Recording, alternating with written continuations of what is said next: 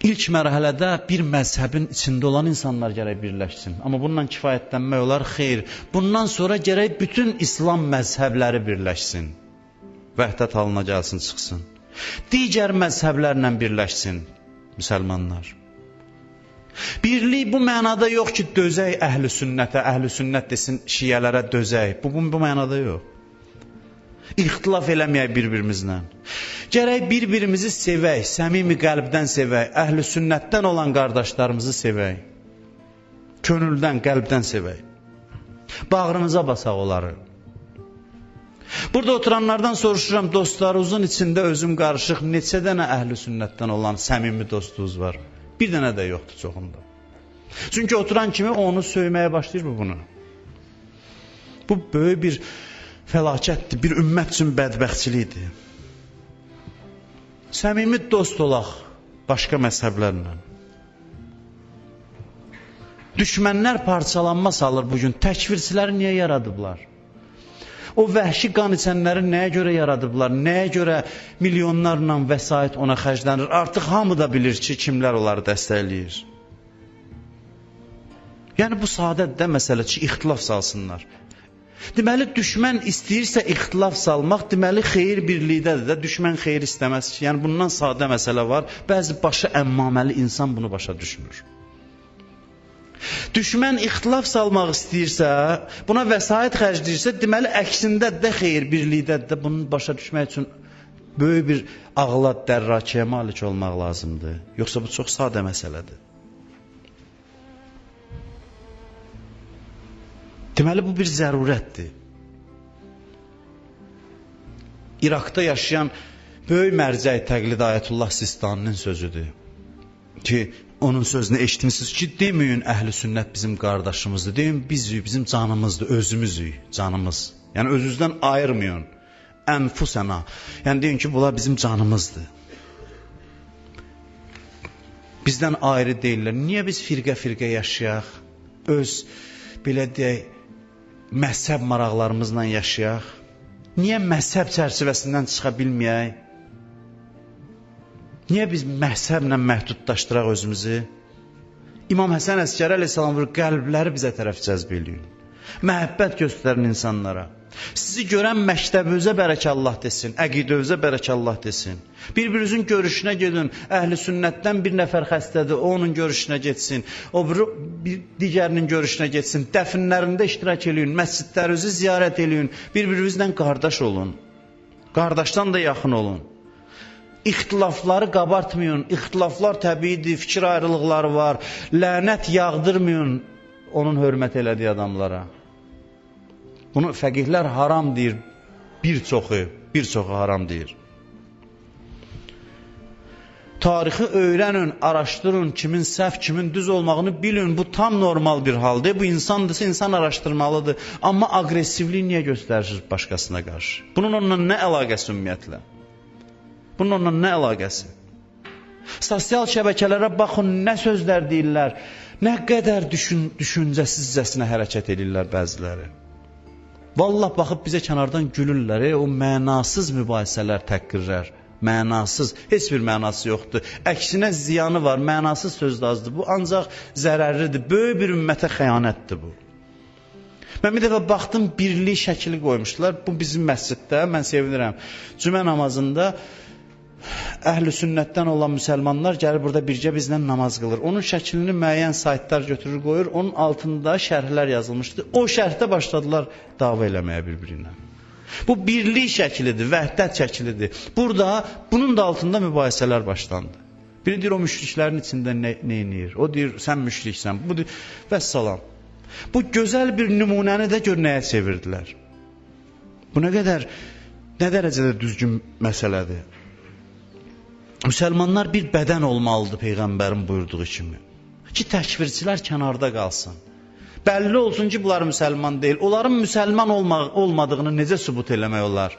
Ki, o ancaq yeganə yolu budur ki, sünni ilə şiə birləşsin, desin, İslam biz qardaşıq, bizim bir-birimizdən problemimiz yoxdur. Ondan sonra onlar qalacaqlar kənarda. Onun yeganə yolu budur, başqa bir yolu yoxdur. Başa düşsünlər ki, bunlar müsəlman deyil. Müsəlman deyil, deməli müsəlmanlar gərək birləşsin bir-biri ilə.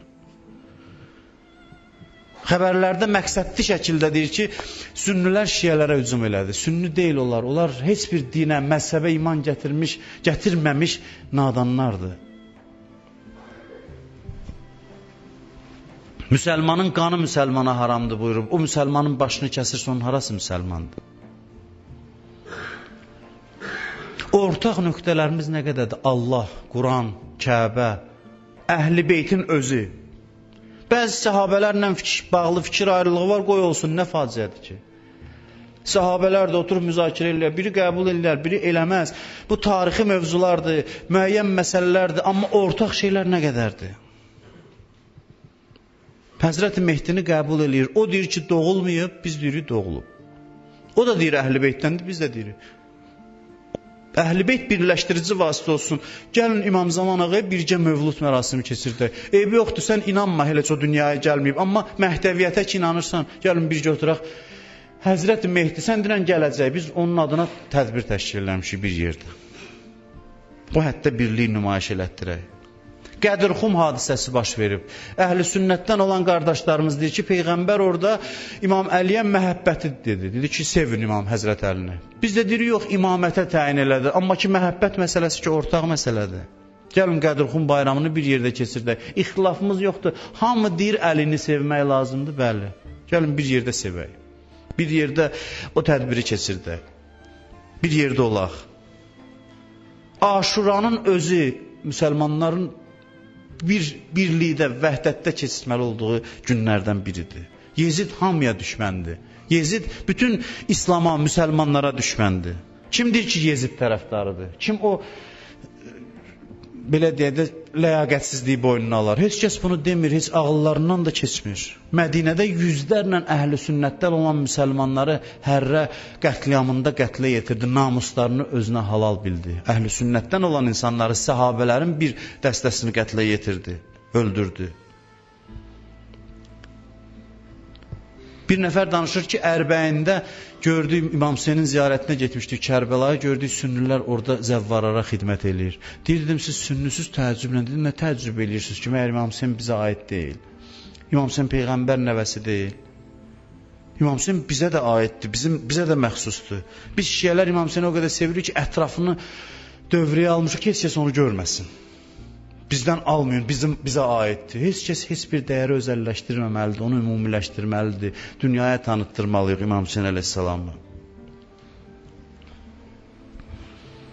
O təkfirçilər hamını öldürür. İnanın ki, şiələrdən çox sünniləri öldürürlər o təkfirçilər. Baxın, görərsiniz. Mən konferansda idim, beynəlxalq konferans idi. Orada alimlər danışırdı. Deyirdi ki, İraqdan gəlmişdilər. Sünnilər deyirdi ki, şiələrin müqəddəs saydığı hərəmləri biz canımızla qoruyuruq. İmam Həsən Əskəri əleyhissalamın digər hərəmləri. Şiələr deyirdi ki, biz sünni olan məntəqələri gedib qoruyuruq. Bax, bu bir nümunədir. Ki, onların qarşısında eyni cəbhədən çıxış eləsinlər müsəlmanlar. Bəzilərin çörəyi ixtilafdan çıxır, çörəyi. Oturublar müəyyən ölkələrin paytaxtlarında oradan nalayiq sözlər deyirlər bəzi insanların ünvanına, özlərini şiə adlandırırlar.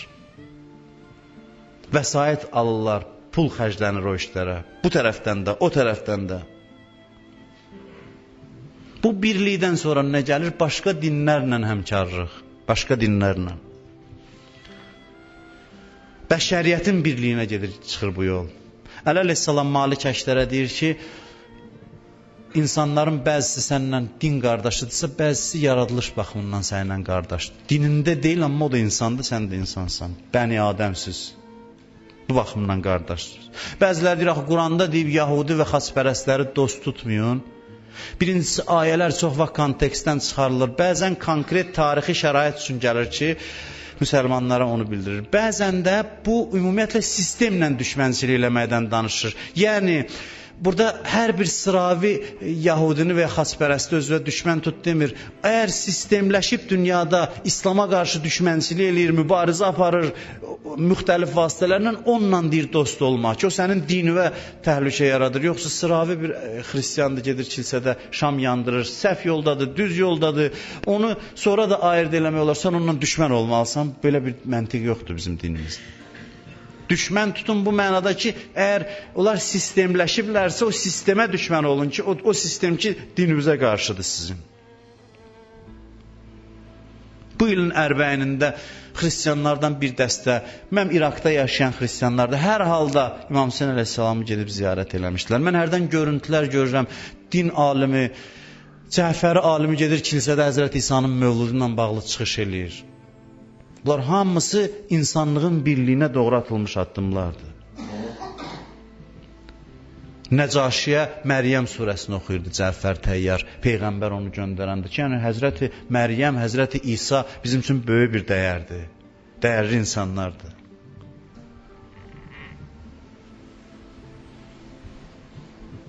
Bu, bəşəriyyətin nicat yoludur. Ümumi hədəflər uğrunda birləşmək. Zülmə qarşı deyiblər olun, deməyiblər gedin hansı inanclı insan, hansı dində olursa ondan gedin düşmən olun. Belə bir göstəriş yoxdur. İnsanları cəzb elə. Haqq bilirsən özü, kimisən nahaq, zəhmət çək əxlaqla, mehribansılıqla haqqı ona tanıtır, o da sənin dediyi qəbul eləsin. Quranın ayəsini deyim, sözümü tamamlayıram. Qul ya əhləl kitab, Quran buyurur, denən ey kitab əhli, yəni ey xəsbərəstlər və yahudilər və başqa kitab əhli. Təalav ilə kəlimətin səvain beynəna və beynəkum. Əllə nə'budə illallah. Gəlin sizlə biz aramızda ortaq bir Allah kəlməsinə tərəf. Xristiyanlarla deyir ortaq nöqtə tap. Hansısa bir ortaq nöqtə tap və birləş, diyaloqa dəvət edən ayədir Quran-ı Kərimdə. Gəlin sizlə bizim aramızda ortaq bir nöqtəyə tərəf gələk. Bircə yaşayaq, bir-birimizə məhəbbət göstərək. Heç də məcbur deyilsən ki, onu hər vasitə ilə oturan kimi deyəsən, sən batilsən, mən haqqam. Məcbur deyilsən buna. Sən öz həyatını yaşa, nümunə ol insanlara, sonrasın Allah bilər kimi hara hidayət edirlər, o Allahın işidir. Sən öz vəzifələri və əməl elə. İmam Zaman Ağa da belə buyurur. Buyurur ki, əgər siz bir olsanız, birlik olsa, o zaman bizim zuhurumuz təxirə düşməz, tezliklə gerçəkləşər. Allah İmam Zaman Ağanın zuhurun təcil eləsin inşallah.